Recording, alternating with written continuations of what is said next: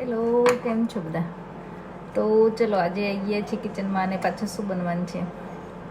તમે કોઈ દિવસ વસ્તુ જોઈ છે બ્રોકલી? બ્રોકલી તો ઘણા બધા યુઝ કરીએ છીએ, પણ પર્પલ બ્રોકલી તમે યુઝ કરીશ કોઈ દિવસ? આ એકચ્યુઅલી પર્પલ કલરની છે. એકદમ નજીકથી જુઓ તો ખબર પડે કદાચ. લક ગ્રીન દાંડો છે, પણ ઉપરના જે ફ્લાવર છે એ પર્પલ કલરના છે. એકચ્યુઅલી પર્પલ બ્રોકલી મેં ટ્રાય કરેલી જ છે પહેલાં, પણ એકવાર કમલેશે મસ્ત રેસીપી બનાવી હતી એકચ્યુઅલી કોઈ મેગેઝિનમાંથી જોઈને વિથ પર્પલ બ્રોકલી. અને આ વખતે હું લઈ આવી હતી, પણ એ રેસીપી મને ડિટેલમાં મળી નહીં, એટલે હું માય વે પર્પલ બ્રોકલી આજે બનાવવાની છું. પણ તમે બધાએ પર્પલ બ્રોકલી ખાધી છે કે ટ્રાય કરી છે? તો મને કમેન્ટમાં જણાવજો કે તમે ટ્રાય કરી છે કે નહીં. તો આજે બનવાનું છે stir fried with purple broccoli, પણ એનો ટ્વિસ્ટ આપવાનો છે કે એને પફ પેસ્ટ્રીમાં આપણે ભરીને કરવાની છે. ગયા વખતે આઈ થિંક કમલેશે એવી ઓપન પફ પેસ્ટ્રી યુઝ કરી હતી. પર્પલ બ્રોકલી, ચેરી ટમાટોસ અને ખબર નહીં કંઈક ઇંગ્લિશ ક્રીમ, ખબર નહીં શું હતું, મસ્ટર્ડ રિલેટેડ કંઈક હતું. એ બધું એપ્લાય કરી નાખી પફ પેસ્ટ્રી એને એવી રીતે બનાવેલી. પણ આજે હું અલગ રીતે બનાવીશ, આપણો દેશી ટચ આપીને કે દેશી ફ્લેવર આપીને બનાવીશ. કે તો મેં બ્રોકલી લઈ લીધી છે, પેપર, ઓનિયન અને બાકી તો તમારી પાસે જો બીજા કોઈ વેજીટેબલ્સ હોય તો તમે એડ કરી શકો છો. ઓફકોર્સ ચેરી ટમાટર છે મારી પાસે, જો મારે એડ કરવા હોય તો એ પણ હું કરી શકીશ. તો એનું એક કાઇન્ડ ઓફ ટોપિંગ બનાવીશું આપણે, કે અથવા તો એમ જ સ્ટીર ફ્રાઈડ વેજીટેબલ્સ ખાવા હોય તો પણ સરસ લાગે. અને એને પફ પેસ્ટ્રીમાં આપણે પફ બનાવીશું. પણ હું એ લોકોને પૂછીશ જો એ લોકોને એ રીતે ખાવું છે કે સ્ટર ફ્રાઈડ ખાવું છે. કેમ કે આજે બે રેસીપી બનવાની છે, એક ડિનર માટે અને એક આવતીકાલે લંચ માટે. કેમ કે મારે જોબ ચાલુ છે, છોકરાઓને હાફ ટર્મ છે, હાફ ટર્મ એટલે લોકો ઘરે હોય અને લંચ હું પ્રિપેર કરીને જાઉં, અથવા તો આ રીતે આગલા દિવસે કંઈક કરી દઉં. તો એટલા માટે એ લોકોને માટે એક લંચ બનવાનું છે, એક ડિનર બનવાનું છે. તો ડિનર માટે થોડા વેજીટેબલ્સ પડેલા હતા, તો મને એમ થયું ચલો ભાજી જ બનાવી દઉં. બ્રેડ પણ પડેલી છે તો એ પણ યુઝ થઈ જાય. અને આ પર્પલ બ્રોકલી સાથે એ રેસીપી બનાવીશ. જો એ લોકોને કાલે ખાવી હશે તો હું પફ પેસ્ટ્રી અત્યારથી બનાવી દઉં કે એ લોકો બનાવશે. હું અત્યારે સ્ટીર ફ્રાઈડ હું કઈ રીતે બનાવીશ એ તો હું તમારી સાથે શેર કરી જ દઈશ. પાવભાજીની રેસીપી મેં અગાઉ પણ શેર કરેલી જ છે, તો તમે એ વિડીયો જોઈ શકો છો.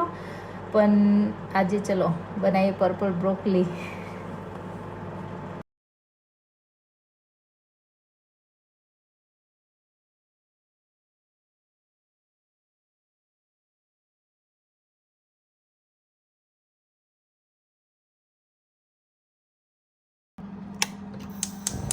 હવે આપણે પેન લઈ લીધું છે, બધી વેજીટેબલ્સ કાપી લીધા છે. આપણે થોડું ઓઇલ એડ કરીશું.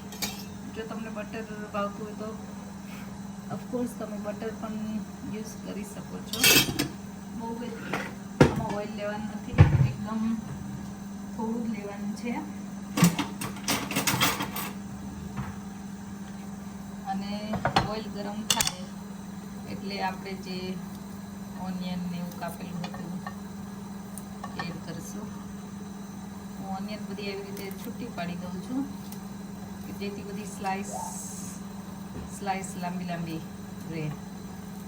કાપવાનું તમારી ચોઈસ પ્રમાણે તમે કાપી શકો છો.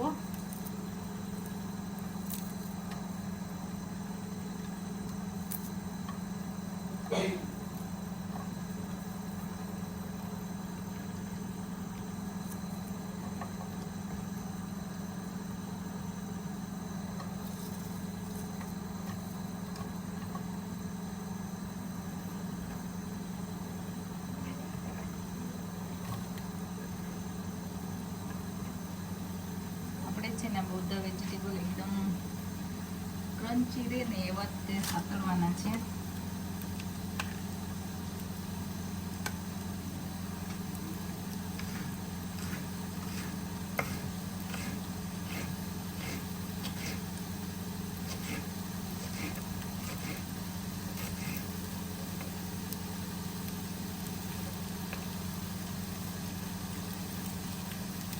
બ્રોકલી મેં બોઇલ કરી દીધી છે થોડી માઇક્રોવેવમાં. તમે આમાં સાતરી શકો છો, પણ બ્રોકલીને ચડે થોડી વાર લાગે છે. અને આમાં હું આ ગ્રીન ચીલી જે એકચ્યુઅલી સ્પાઇસી નથી પણ એનો ટેસ્ટ સરસ આવે છે, એ ચીલી મેં એડ કરી દીધા છે. તો હું સાતરવા દઉં થોડી વાર.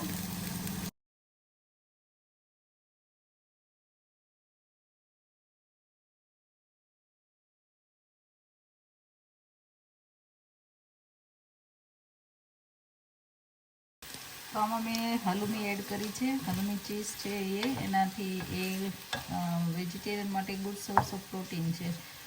એનો ટેસ્ટ પણ સરસ લાગે છે બ્રોકલી સાથે. અને આમાં હવે આપણે સોલ્ટ એડ કરીશું.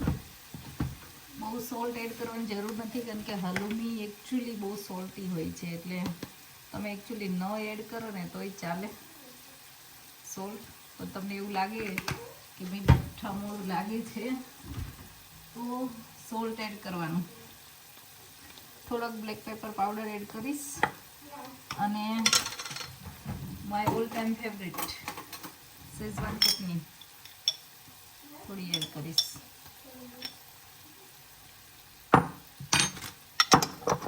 એનાથી ટેસ્ટ ખરેખર સરસ આવે છે.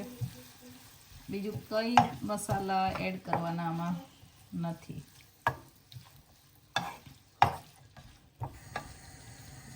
હવે આપણે એકદમ ફૂલ કરીશું થોડી વાર ગેસ. જે આમાં પાણી છૂટું પડ્યું છે એ પાણી એકદમ વળી જવું જોઈએ. અમે બોઇલ બ્રોકલી પણ એડ કરી દીધી છે.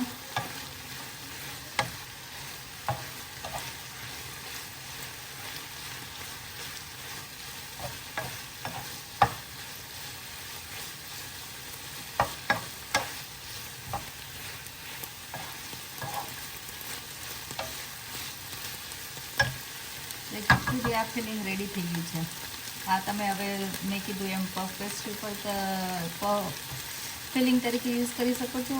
એઝ ઇટ ઇઝ તમે સલાડ ખાઈ શકો છો, અથવા તો ક્વિનોવા, થોડા રાઈસ અથવા તો કુસકુસ સાથે પણ તમે જે સલાડ આ એડ કરો તો ખરેખર ટેસ્ટી લાગે છે.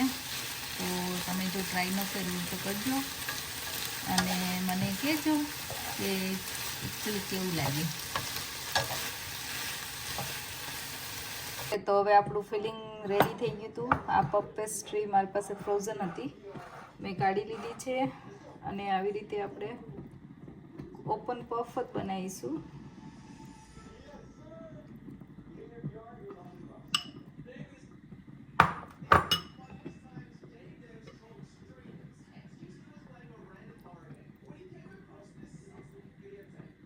ખાલી તમારી ઈચ્છા હોય તો આવી રીતે વાળી શકો છો.